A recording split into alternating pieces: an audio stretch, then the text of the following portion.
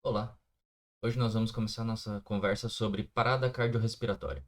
Como esse é um tema bastante amplo e tem bastante coisa para a gente discutir, partindo do suporte básico, avançado e algumas mudanças de dogma recentes, a gente vai dividir esse tema em três aulas. Então hoje a gente começa com o suporte básico à vida e vamos começar imaginando uma cena em que você está, né, num almoço de família, todo mundo junto e vão acordar o vô, porque o vô não acordou pro almoço, geralmente ele acorda mais cedo, mas dessa vez ele não levantou no horário normal.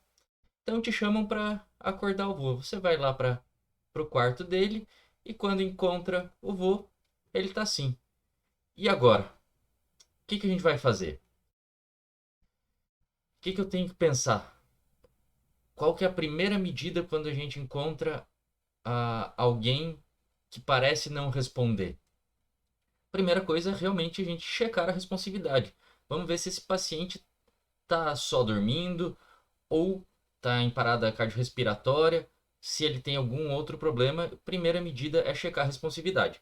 Obviamente a gente não vai fazer que nem o Mister Bean aqui, mas a gente vai fazer, bater nos ombros do paciente e ver se ele demonstra alguma reação. Idealmente a gente faz o estímulo bilateral, porque eventualmente o paciente que tem, por exemplo, um AVC, ele vai ter a perda de sensibilidade em um lado do corpo. Então, eu posso estar fazendo estímulo no lado que esse paciente não sente e por isso ele vai estar irresponsivo. Ele já pode ter um rebaixamento de nível de consciência, mas não vai responder justamente por eu estar fazendo o estímulo no lado que ele não sente. Então, a gente tende a chamar fazendo um estímulo motor nos dois ombros do paciente.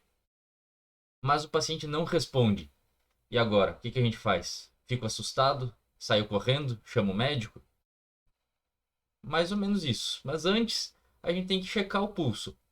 Se você é da área da saúde, sim, vamos checar o pulso. Se você não é da área da saúde, não perca tempo checando o pulso. Você tem um paciente irresponsivo, isso já é, para uma pessoa leiga, sinônimo de uma parada cardiorrespiratória. Então, a menos que o paciente, né, você consiga ver que ele realmente está respirando, ele se mexe, só não responde, mas assim, você faz um estímulo, o paciente não respondeu e ele não parece estar respirando, a gente considera que é uma parada cardiorrespiratória.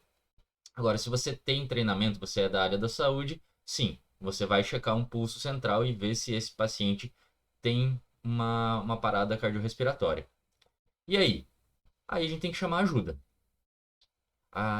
Esse é o tipo de paciente que, principalmente aqui num cenário que eu tô, né, em casa, mas mesmo se eu estiver num hospital, tô passando visita do meu paciente às 5 da manhã, ou fui fazer a medicação de horário do paciente, aquele paciente que está lá no último quarto do corredor, cheguei lá e o paciente não responde e está em parada. Não adianta eu começar a fazer manobras de ressuscitação se eu não chamar ajuda, se alguém não souber que isso está acontecendo.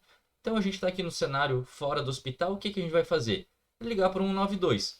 Se tiver alguém com a gente vai pedir, na verdade, a gente vai ordenar para alguém fazer esse contato com o SAMU. E é o tipo de coisa. Não adianta eu falar, alguém liga para o SAMU.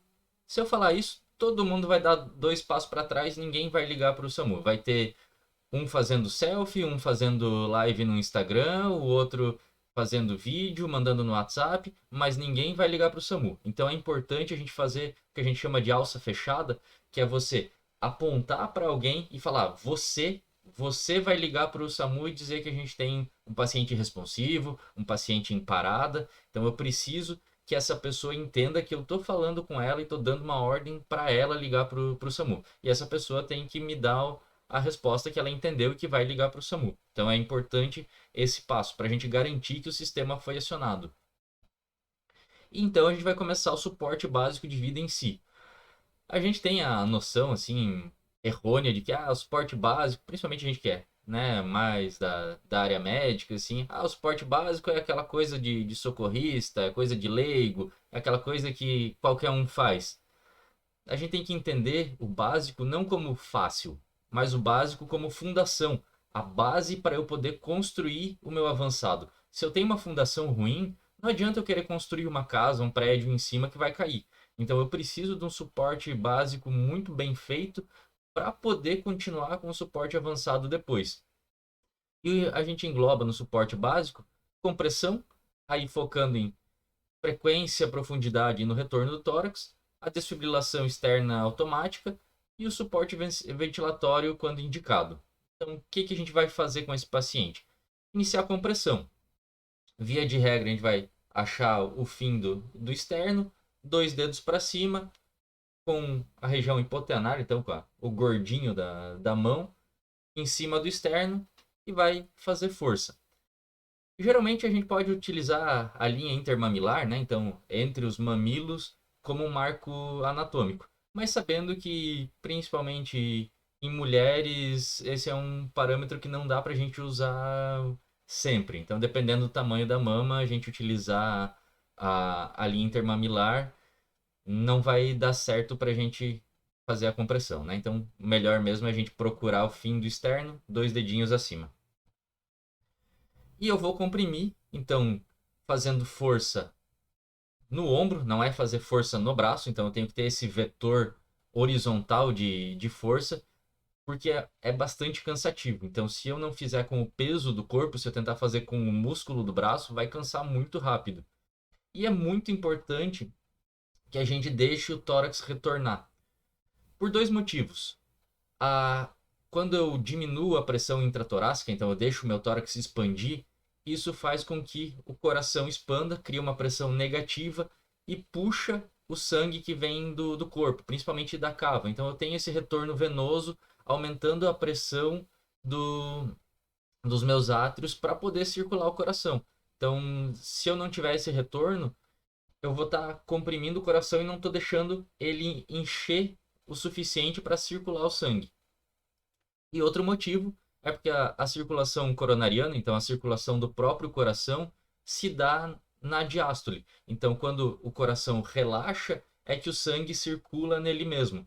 Por isso que eu preciso deixar o meu tórax expandir, para que eu tenha retorno venoso e tenha circulação coronariana. Não adianta nada eu ficar apertando muito rápido ou muito fundo sem deixar o coração expandir, que eu não estou tendo uma circulação adequada. E aí a gente entra na frequência, né? Bastante gente aprendeu que a frequência, então, é 100 a 120 por minuto, e o ritmo que a gente geralmente usa é o Staying Alive do Bee Gees, né? Então, Staying Alive.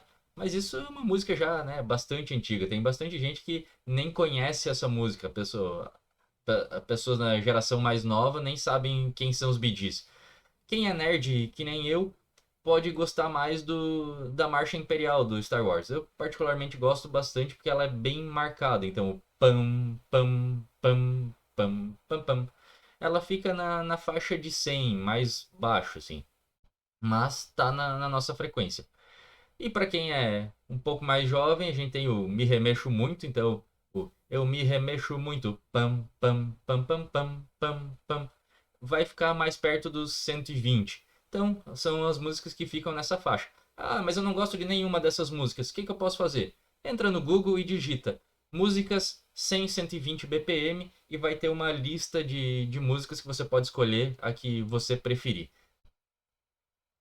Além disso, agora a gente tem, né, algumas leis e muitos locais que a gente tem o desfibrilador externo automático. Então, esse é um equipamento que qualquer um pode usar. Então, é um equipamento que foi desenvolvido para leigo usar. Então, se você é da área da saúde, tem a obrigação de saber utilizar. Geralmente ele não tem tela, então a gente não vai poder ver o ritmo. Mas, quando você liga ele, bota as pás, ele faz a análise do ritmo do coração para saber se é um ritmo que precisa de choque ou não precisa de choque. A gente vai discutir os ritmos e essa parte melhor na parte do suporte avançado. Aqui o que interessa é que esse aparelho faz essa análise automático e quando for indicado o choque, ele vai avisar que o choque está indicado e vai pedir para você apertar o botão e dar esse choque. O que é importante a gente saber? Que todo mundo tem que estar afastado. Porque se tiver alguém encostando no paciente nesse momento, a carga que é para, entre aspas, reiniciar o coração do paciente pode vir para alguém que está bem e causar uma parada cardíaca, uma arritmia em alguém que agora vai passar a ser um paciente. Então a gente tem que tomar esse cuidado. E além disso, a gente pode pensar na oxigenação. O boca a boca não se faz mais. Principalmente assim, se você não é da área da saúde, só compressão. É visto que para quem não tem um treinamento específico para ventilar o paciente, pro paciente é melhor que você só faça a compressão e não tente ventilar.